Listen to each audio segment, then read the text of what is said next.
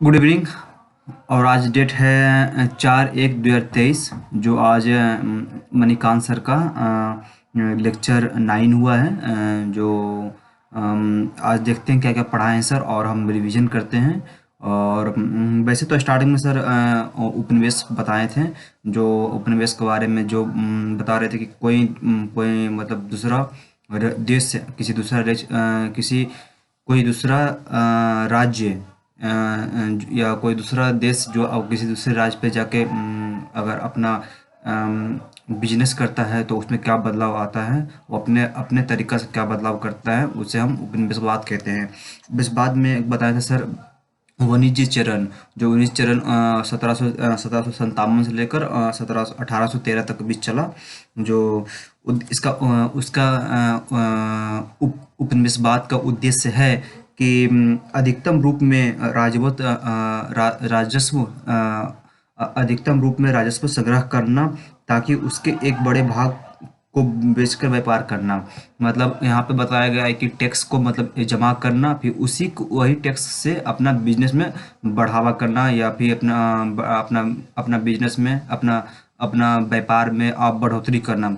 जिसके कारण पहला बताएं सर कि राजनीतिक राजनीतिक नीति। पहला है राजनीतिक नीति, जिसमें हम देखते हैं कि राजनीतिक नीति में हम देखते हैं राजनीतिक नीति का मतलब हुआ कि किसी दूसरे मतलब अपना राज्य में रहकर दूसरों मतलब दुश्मन के राज्य से मतलब मित्रता कर कर अपने अपना व्यापार में बढ़ावा करना। जो उससे मतलब घेरे की नीति में कह सकते हैं। जो अपना मतलब बेसिकली यहाँ पर राजनीतिक अपना अपना व्यापार में बढ़ोतरी करना, किसी को मतलब बिना युद्ध किए हुए। फिर दूसरा है कि प्रशासनिक नीति। प्रशासनिक नीति में हम देखते हैं कि थोड़े बहुत परिवर्तनों के साथ मुगल प्रशासनिक ढांचे में बनाए रखना। मतलब यहाँ ब्रिटिश इंडिया कंपनी जो उसका उद्देश्य था कि मुगल साम्राज्य से मिलकर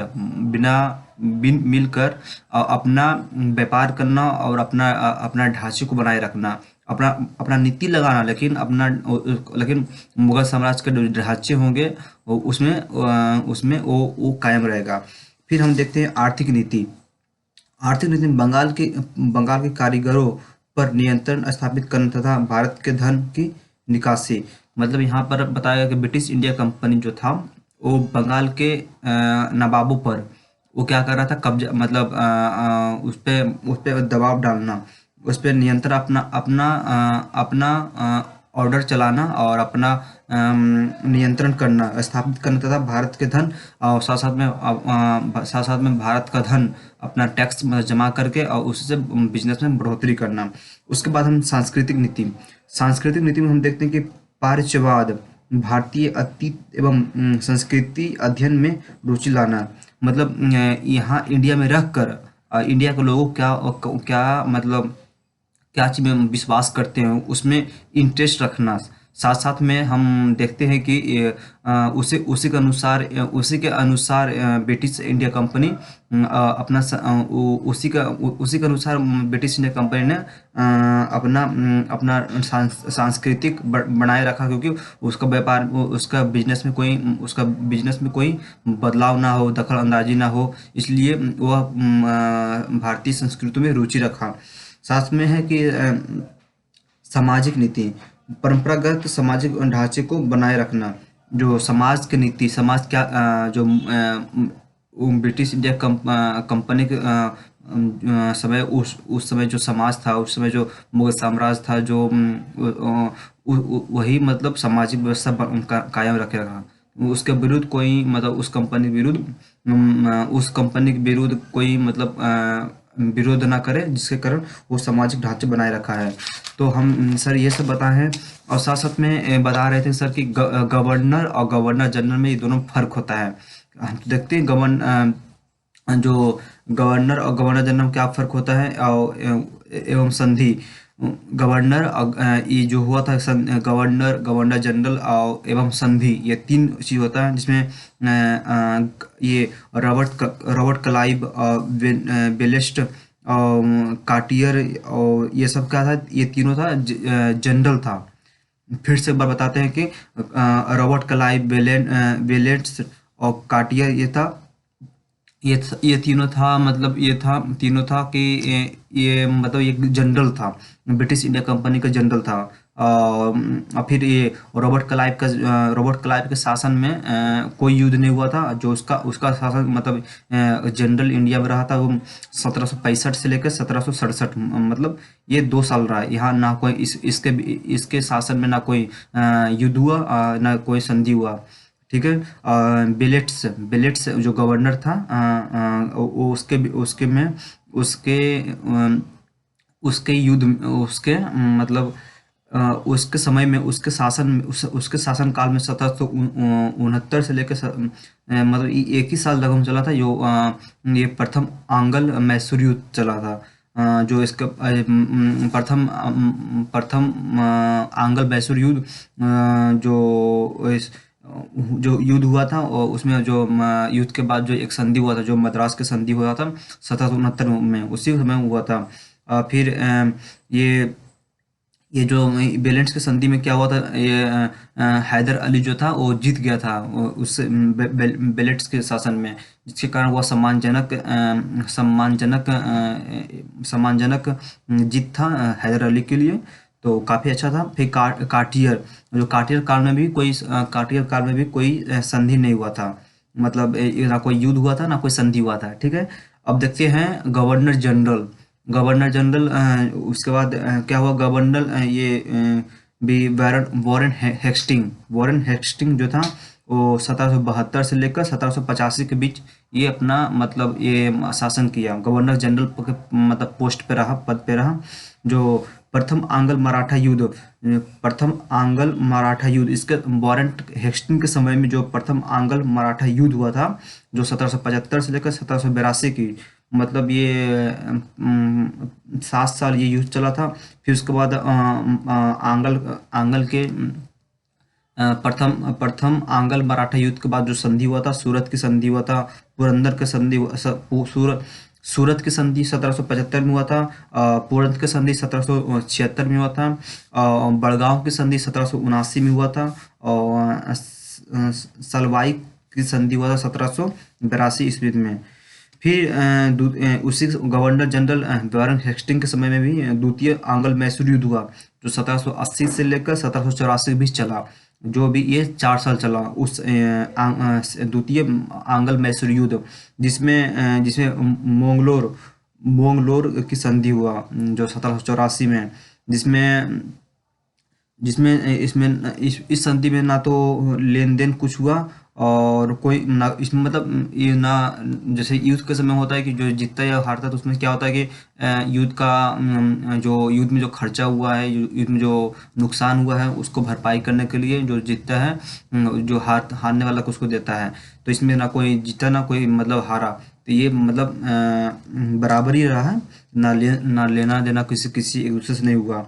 फिर हम देखते हैं जो तीसरा जो ये फिर उसके बाद आया वॉरेन हेस्टिंग के बाद जो नया जनरल गवर्नर था, लॉर्ड कॉर्नवालिस था, जो 1786 से लेकर 1793 के बीच, मतलब ये 7 साल ये रहा। ये 7 साल रहा। फिर इसके बीच लॉर्ड कार्नवालिस के बीच में ये हुआ था तृतीय आंग्ल मैसूर युद्ध, जो 1790 से लेकर 1792 के, ये 2 साल चला था। ये तृतीय आंग्ल मैसूर युद्ध जो 1790 से लेकर 1792 के बीच चला था। तो इसके में जो संधि हुआ था श्रीरंगपट्टनम जो संधि हुआ था 1792 में। श्रीरंगपट्टनम जो हुआ था 1792 ईस्वी में हुआ था, जो अपमानजनक संधि हुआ था। ये जो हैदर अली के खिलाफ जो हुआ था वो अपमानजनक ये हुआ था। फिर उसके बाद आया लॉर्ड बेलेस्की, जो 1798 से लेकर 1805 के बीच में चला था। जो जो चतुर्थ आंग्ल मैसूर युद्ध हुआ था फिर ये 1799 में ईस्वी में हुआ था। और फिर इसके बाद द्वितीय आंग्ल मराठा युद्ध था 1803 में 1805, मतलब ये 2 साल चला। फिर इसके काल में राजघाट की संधि हुआ था, जो 1805 में हुआ था। फिर मिंटो, उसके बाद जनरल गवर्नर जनरल था मिंटो। उसके समय में ना तो कोई संधि हुआ था ना कोई युद्ध हुआ था, जो 1807 में हुआ था। इसी इसी बीच हम देखते हैं कि अब ये सर इतना बचा बताए हैं, और हम पीडीएफ में देखते हैं और क्या मेन मेन टॉपिक है, और हम या रिवीजन करने की कोशिश करते हैं।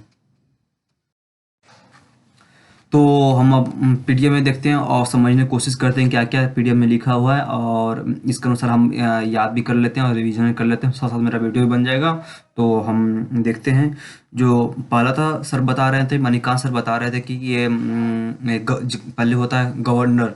गवर्नर के पोस्ट में पहले था ये रॉबर्ट क्लाइव, जो 1765 से लेकर 1767 के बीच। ये रॉबर्ट क्लाइव जो था कि ये कर्नाटक युद्ध में जो था, बांडी पास के युद्ध से आया था यहाँ पर। जो रॉबर्ट क्लाइव के शासनकाल था 1765 से लेकर 1767 के ईस्वी के बीच। फिर उसके बाद था बेलेट्स का युद्ध। बेलेट्स था 1767 से लेकर 1769 के बीच। फिर उसके बाद इसी दोनों के भी इसके रॉबर्ट क्लाइव के ये शासनकाल में जो हुआ था ये प्रथम आंग्ल मैसूर युद्ध। प्रथम आंग्ल मैसूर युद्ध में जो हम देखते हैं कि इस युद्ध जो मैसूर राज्य एवं ब्रिटिश के बीच संघर्ष, मैसूर राज्य और जो मैसूर राज्य और एक ब्रिटिश इंडिया कंपनी के बीच, ये ब्रिटिश कंपनी के बीच ये युद्ध हुआ था। ठीक है, बेसिकली इसमें हैदर अली के द्वारा मसाला उत्पादक मालाबार क्षेत्र पर कब्जा कर लिया। जो हैदर अली जो था वो क्या था, मसाला मालाबार एक जगह है, उस जो उस मसाला ये मालाबार क्षेत्र जो था, मालाबार क्षेत्र, वहाँ मसाला बहुत ज़्यादा बहुत बड़ा संख्या में वहाँ पे उत्पादन होता था, मतलब वहाँ पे मसाला होता था, जिसके जो हैदर अली ने उस पर कब्जा कर लिया। कब्जा करने के बाद वह कब्जा कर लिया है। उसके बाद हम देखते हैं कि जो मालाबार क्षेत्र था उस पर भी मतलब क्या था कि ब्रिटिश इंडिया कंपनी का ही उस पर भी नज़र था, उस पर जिसके कारण वो उस पर फिर फ्रांसीसी कंपनी मैसूर में, फिर जो ये मैसूर का जो हुआ था, वो फ्रांसीसी कंपनी का भी उससे मतलब जुड़ा हुआ था, जो मैसूर से। फिर हम ब्रिटिश मुख्यालय मद्रास के निकट मैसूर जैसे शक्तिशाली राज्य की उत्पत्ति ब्रिटिश के लिए बड़ा खतरा। जो ये ब्रिटिश मुख्यालय मद्रास के निकट मैसूर, जो मद्रास के निकट था मैसूर जैसे शक्तिशाली राज्य, वो मतलब उसके लिए ब्रिटिश इंडिया कंपनी के लिए उसके लिए वो खतरा था, मैसूर शक्तिशाली राज्य। फिर हम देखते हैं कि तो ब्रिटिश कंपनी जो था वो मराठा और निजाम जो था दोनों, वो क्या था, हैदर अली के खिलाफ वो भड़का दिया। लेकिन हैदर अली भी ने बहुत चालाकी थे, अपना अपना क्या किया कि अपना मतलब निजाम और मराठा को का मतलब रिश्वत देकर उसे मतलब ब्रिटिश इंडिया कंपनी से अलग करवा दिया, जिसके कारण वो फिर हैदर अली और ये कंपनी के बीच युद्ध हुआ। फिर कंपनी दबाव में आ गई। पता चला कि हमसे ये मराठा और निजाम दोनों हट गया, जो उससे रिश्वत मिल गया तो हट गया। तो इसमें क्या हुआ, ब्रिटिश कंपनी ने उससे दबाव आ गया, जो 1769 में मद्रास की संधि कारण के विवश हुई। जो मद्रास की संधि हुई थी, जो 1769 में हुई थी। फिर हम देखते हैं कि यहाँ पर ये अब जनरल के पद पे था रॉबर्ट क्लाइव, और ये था वॉलेट्स। अब देखते हैं जनरल गवर्नर के पोस्ट पे जो है ये है कार्टियर और वॉरेन हेस्टिंग। जो कार्टियर के समय में तो ना कोई संधि हुआ था, ना कोई युद्ध हुआ था। उसका शासनकाल था 1769 से लेकर 1772 ईस्वी बीच। फिर उसके बाद आया वॉरेन हेस्टिंग का समय था 1772 से लेकर 1785 के बीच इसका शासन चला। इसी में वॉरेन हेस्टिंग के समय में ही ये प्रथम आंग्ल मराठा युद्ध हुआ था। जिसमें हम इसका कारण युद्ध किस लिए हुआ था उसका कारण हम देखते हैं। ब्रिटिश के द्वारा महाराष्ट्र के कपास उत्पादक क्षेत्र पर कब्जा कर लिया। जो ब्रिटिश कंपनी जो था वो क्या था, महाराष्ट्र कपास जो जहाँ पर कपास का क्षेत्र पर कब्जा कर लिया। मतलब जो महाराष्ट्र का जो महाराष्ट्र में जो कपास का जहाँ उत्पादन होता था, वो उस पर वो ब्रिटिश इंडिया कंपनी ने उस पर कब्जा कर लिया। कंपनी द्वारा पूरा दरबार का उत्तराधिकारी के मामले में भी हस्तक्षेप कर दिया। जो उत्तराधिकारी था दरबार का, उस पर भी हस्तक्षेप कर दिया ये ब्रिटिश इंडिया कंपनी ने। फिर हम देखते हैं घटनाक्रम क्या था। फिर ये रघुनाथ राव के द्वारा 1775 में बम्बई के ब्रिटिश अधिकारियों के साथ सूरत की संधि की गई। जो 1775 में हुआ था एक संधि, जो सूरत की संधि कहा जाता है, जो परंतु गवर्नर जनरल वॉरेन हेस्टिंग में इसमें जोखिम प्रतीत हुआ। मतलब ये वॉरेन हेस्टिंग को लगा कि यह संधि मतलब कोई काम का नहीं है, जिसके कारण जनरल गवर्नर ने बीच मध्यस्थता करके बम्बई के अधिकारियों मराठा के बीच 1700 फिर वो अपना संधि बनवाया। 1776 में जो पुरंदर की संधि हुआ था करवाया। फिर इंदपुरम फिर उसके बाद संधि के बाद क्या हुआ कि दोबारा युद्ध स्टार्ट हो गया।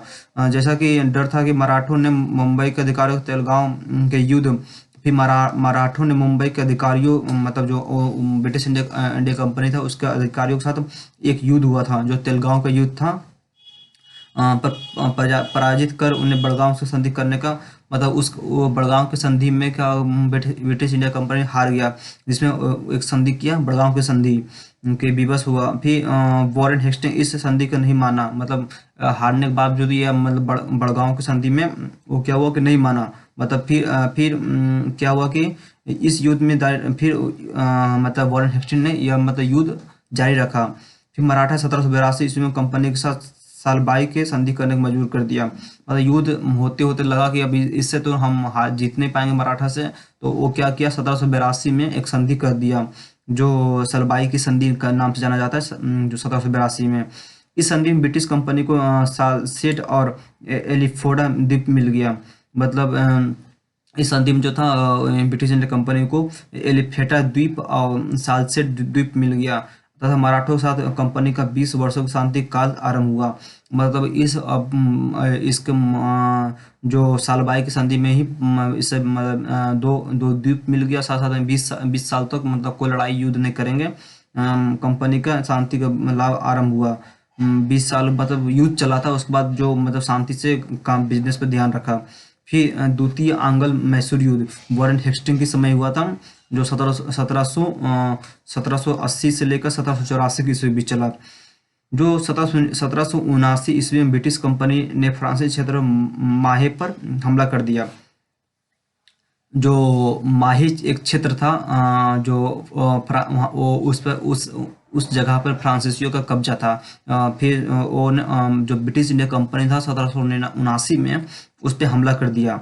ब्रिटिश कंपनी का कदम हैदर अली और फ्रांस कंपनी के बीच में बहुत अच्छा मित्रता था। तो हैदर अली को लगा कि ये तो मेरे ऊपर डायरेक्ट हमला किया, तो जिसके कारण हैदर अली गुस्सा आ गया। और गुस्सा आने के बाद हुआ मतलब हो गया कि फिर युद्ध आरंभ कर दिया। मतलब ब्रिटिश इंडिया कंपनी में मतलब तलवार भाला उठा के उसे मतलब स्टार्ट कर दिया, उसे मतलब युद्ध के लिए स्टार्ट कर दिया। फिर 1780 से लेकर 1782 ईस्वी में यह नेतृत्व हैदर अली के ने किया। मतलब जो युद्ध में नेतृत्व मतलब वो अपना नेतृत्व किया, मतलब राजा के अनुसार वो अपना नेतृत्व किया युद्ध में। फिर जबकि 1782 से लेकर 1784 2 साल के अंदर इसका नेतृत्व टीपू सुल्तान ने किया। टीपू सुल्तान मतलब हैदर अली के मरने के बाद टीपू सुल्तान ने किया। फिर 1784 में मंगलोर की संधि हुई। मतलब मंगलोर संधि या युद्ध समाप्त। फिर जो मालाबार के क्षेत्र पर जो जिसके कारण युद्ध स्टार्ट हुआ था वो एक 1784 में हैदर अली टीपू सुल्तान और कंपनी ने ये एक संधि किया, जो 1784 में था, जो मंगलोर का ये संधि हुआ। फिर जनरल गवर्नर लॉर्ड कॉर्नवालिस जो 1786 से लेकर 1793 की ईस्वी तक यह इसका शासन चला। फिर इसके लॉर्ड कॉर्नवालिस के युद्ध में समय में इसका मतलब युद्ध हुआ था, जो 1790 से लेकर 1792 की ईस्वी में चला, मतलब 2 साल इसका युद्ध चला, जो तृतीय आंग्ल मैसूर युद्ध हुआ। इसके समय में लॉर्ड कॉर्नवालिस ये था जनरल गवर्नर था। जो युद्ध हुआ था तृतीय आंग्ल मैसूर युद्ध में, जो इसका क्या कारण क्या था युद्ध होने का, जो 1789 में टीपू सुल्तान के द्वारा त्रावणकोर के राज पर हमला, जो त्रावणकोर जो ब्रिटिश इंडिया कंपनी के था, उस पर उसके राज था। जबकि अपना ये टीपू सुल्तान जो था 1789 में उस पर त्रावणकोर पे हमला कर दिया, जिसके कारण वह, जबकि ब्रिटिश कंपनी इसे अपना आरक्षित राज्य मानती थी, मतलब त्रावणकोर था वो आरक्षित राज्य मानता था कौन, ब्रिटिश कंपनी ने। जिसके तो लेकिन ये तो टीपू सुल्तान तो पूरा शक्तिशाली इंसान था, वो डायरेक्ट पेल दिया जाके, वो मतलब डायरेक्ट जाके उस पर हमला कर दिया, जिसके कारण अभी इसका घटनाक्रम क्या था। फिर इस युद्ध में मराठी और निजाम के ब्रिटिश कंपनी के पक्ष में आ गया, मतलब ये तृतीय मैसूर आंग्ल युद्ध, तृतीय आंग्ल मैसूर युद्ध में ये निजाम और मराठा जो था इसमें आगे मिल गया, मतलब ये ब्रिटिश कंपनी के साथ मिल गया। कंपनी के साथ मिल गया। फिर 1792 ईस्वी में टीपू सुल्तान पराजित हुआ, मतलब ये 1792 ईस्वी में टीपू सुल्तान क्या हुआ, ब्रिटिश कंपनी से लड़ते लड़ते पराजित हो गया, लेकिन वो हार नहीं माना। फिर उसे श्रीरंगपट्टनम की अपमानजनक संधि करनी पड़ी। फिर उसको मरने के बाद एक संधि हुआ, और वो क्या था, श्रीरंगपट्टनम संधि हुआ, जो ये था अपमानजनक संधि था ये। फिर ये मतलब उस टाइम तो नहीं मरा था, उस टाइम तो मतलब ठीक था ये सब, लेकिन श्रीरंगपट्टनम के बाद ये संधि हुआ। इस संधि में टीपू अपना आधा भूभाग वो गवा दिया, मतलब ब्रिटिश कंपनी को दे दिया, और उससे मतलब टीपू सुल्तान को 3 करोड़ 30 लाख मतलब रुपये युद्ध के खजाना रूप में देना पड़ा भाई। उस टाइम में 3 करोड़ बहुत ज़्यादा अमाउंट होता था, अभी भी वैसा बहुत ज़्यादा अमाउंट है। जिसके पास नहीं होता है उसके लिए वो बहुत ज़्यादा अमाउंट ही होता है, जिसके पास होता है उसके लिए वो बहुत कम होता है। ब्रिटिश कंपनी ने स्वयं मालाबार, डिंगुगुल, बारामहल जैसे महत्वपूर्ण क्षेत्र पर कब्जा कर लिया। जो ब्रिटिश कंपनी जो था वो मतलब मालाबार क्षेत्र और डिंगुगुल क्षेत्र, बारामहल क्षेत्र पर ये कब्जा कर लिया। फिर ये जो तीनों क्षेत्र था बहुत महत्वपूर्ण क्षेत्र था, जो ब्रिटिश इंडिया कंपनी पहले से भी चाहता था कि मुझे ये क्षेत्र मिल जाए, जो मिल गया। फिर जो युद्ध में जो शामिल हुआ था तृतीय आंग्ल मैसूर युद्ध में मराठा और निजाम, उसको भी ब्रिटिश इंडिया कंपनी ने उससे भी कुछ कुछ मतलब ज़मीन उससे भी दिया, जो सहयोग किया, मराठों और निजाम को भी दे दिया। फिर जॉन शोर भी जो था, क्या ये था, इसके शासनकाल में भी क्या था, इसके शासनकाल में भी कोई भी युद्ध नहीं हुआ था, ना कोई संधि हुआ था। फिर लॉर्ड वेलेंस्की के युद्ध में फिर हुआ था 1798 से लेकर 1805 में, कि लॉर्ड वेलेंस्की फ्रांसीसी प्रकार को रोकने के लिए हिंदुस्तान आया था। ये लॉर्ड वेलेंस्की जो था वो क्या था, वो फ्रांसीसियों का जो बिजनेस में बढ़ावा बढ़ रहा था इंडिया में, उसको रोकने के लिए ये ब्रिटेन से इंडिया आया था, कि अपना साथ साथ में अपना बिजनेस का व्यापार भी करे, बढ़ाए, और साथ साथ में अपना फ्रांसीसी कंपनियों को भी रास्ता से हटाएं। उसने अपने लक्ष्य को पाने के लिए दो प्रकार का नीति अपनाई। मतलब पहला था, उसका नीति था कि इंडिया आने का दो नीति था। दो नीति बना के इंडिया आया था। जो जिसमें हम देखते हैं कि युद्ध की नीति, वो बोला कि अगर शांति से करते हैं काम तो अगर हो गया तो ठीक है, नहीं तो युद्ध की नीति अपनाएंगे। और सहायक संधि की नीति, फिर सहायक संधि की नीति मतलब कि युद्ध की भी किए और अब एक संधि भी करेंगे। संधि में अपना अपना राजदूत वहाँ भेजेगा और उसके राजदूत के अनुसार उस वहाँ पर उस व्यवस्था में काम, उस राज्य में शहर में जहाँ भी हो वो उसका राजदूत के अनुसार वो वहाँ पे काम हो। फिर हम देखते हैं कि फिर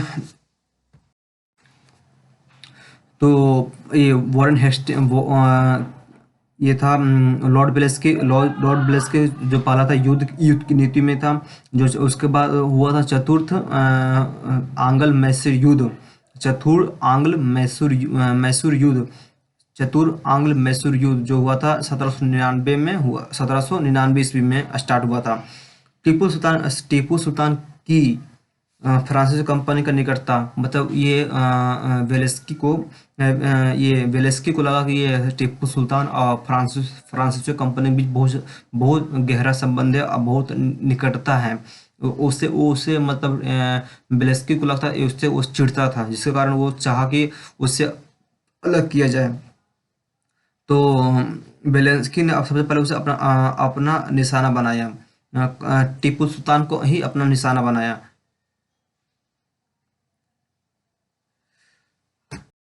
तो ये वेलेंस्की ने क्या किया कि ये सबसे पहले कि तो यहाँ पर टीपू सुल्तान को ही अपना निशाना बनाया।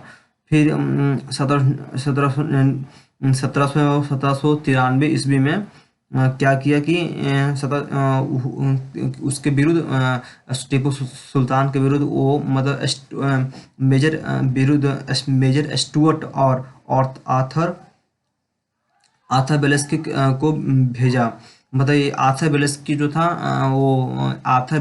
था वो उसका भाई था, छोटा भाई था इसका लॉर्ड वेलेस्की का छोटा भाई था ये आर्थर वेलेस्की। ये मतलब टीपू सुल्तान से लड़ने के लिए मेजर स्टुअर्ट और आर्थर वेलेस्की को भेजा। कहाँ किसे लड़ने के लिए? इस टीपू सुल्तान से लड़ने के लिए, जिसके कारण वो टीपू सुल्तान और श्रीरंगपट्टनम किले पर में लड़ता हुआ मारा गया। श्रीरंगपट्टनम जहाँ पे युद्ध हो रहा था श्रीरंगपट्टनम पे, वो मतलब आर्थर वेलेस्की और स्टुअर्ट मेजर स्टुअर्ट से लड़ते हुए ये टीपू सुल्तान मारा गया। कहाँ पर? श्रीरंगपट्टनम में मारा गया, परंतु उसने समर्पण नहीं किया। मतलब ये टीपू सुल्तान था, ये शक्तिशाली राजा था। वो मतलब वो सर बता रहे थे कि उसे मतलब आर्थर वेलेंस्की और मेजर स्टुअर्ट ने भी उसे मतलब एक मतलब लास्ट चांस दिया कि तुम बच सकते हो, अगर तुमको जीना चाहते हो तो तुम बच सकते हो, लेकिन तुम्हारा राज्य नहीं चलेगा। तो क्या किया कि टीपू सुल्तान ने बोला कि हम वैसा हम शासक, मतलब वैसा हम राजा नहीं बनना चाहते हैं जो बैठकर मतलब बैठकर पेंशन ले। उससे मुझे बड़ी बेहतर है कि मुझे मरना है। तो क्या हुआ, लड़ते लड़ते वो मारा गया।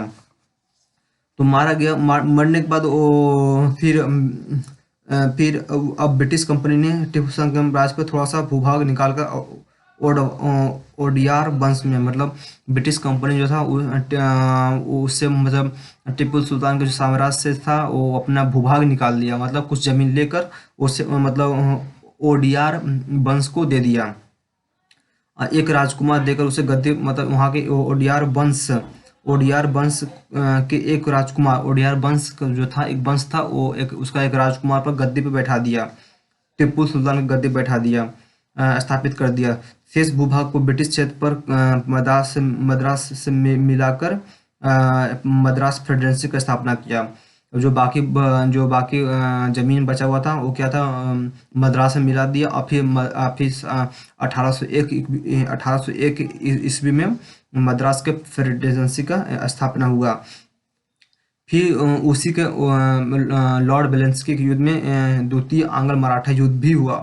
फिर हम देखते हैं कि कारण कारण क्या था युद्ध होने का। कारण था कि पहली पीढ़ी के मराठा जो पहला पीढ़ी का जो मराठा था वो सरदार योग रहे थे, सरदार योग रहे थे। परंतु 18वीं सदी में अंत तक उनकी मृत्यु हो गई।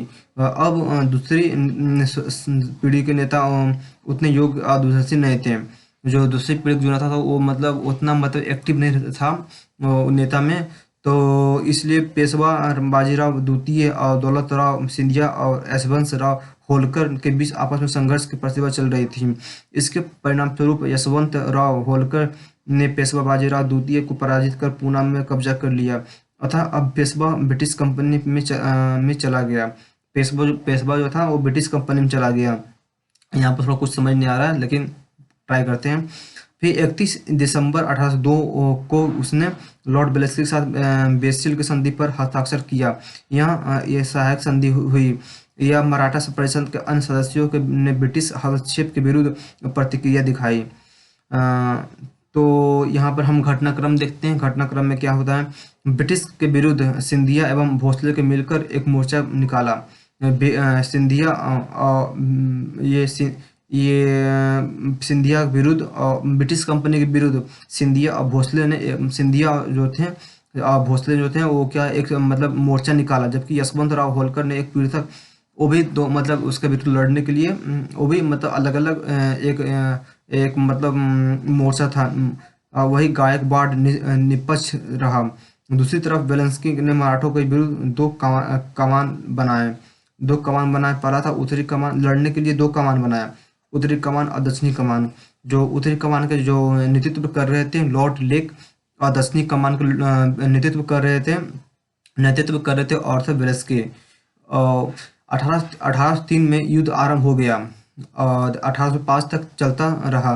दक्षिण में आर्थर बेलेस्की के हाथों सिंधिया और भोसले दो पराजित हुए हैं।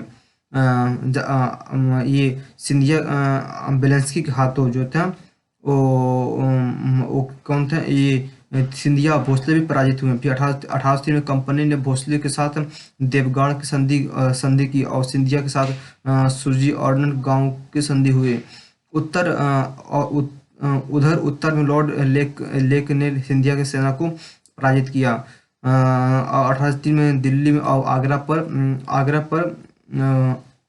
आगरा पर कब्जा कर लिया। इसका जो परिणाम निकला वो मुगल बादशाह को मराठों के नियंत्रण को निकाल कर ब्रिटिश नियंत्रण में आ गया। मतलब मुगल बादशाह को हटा दिया मराठों से और अपना कब्जा कर लिया ब्रिटिश कंपनी ने।